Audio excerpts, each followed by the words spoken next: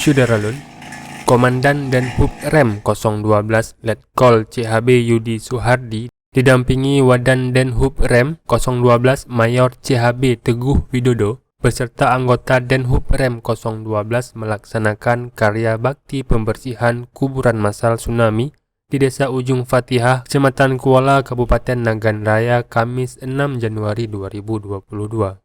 Pembersihan kuburan massal tsunami tersebut melibatkan perangkat desa seperti Toga, Thomas, dan masyarakat setempat sehingga dapat berjalan dengan aman, lancar, dan tertib.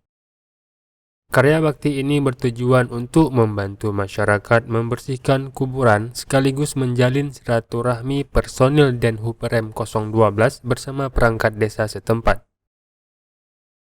Dalam sambutannya, Komandan Denhub Rem 012 menyampaikan kehadiran pihaknya untuk membangun hubungan harmonis dengan masyarakat dengan cara bergotong royong membersihkan kuburan massal tsunami. Kadus Desa Ujung Fatihah Tajuddin di lokasi berterima kasih kepada Denhub Rem 012 karena telah membantu membersihkan kuburan massal tsunami.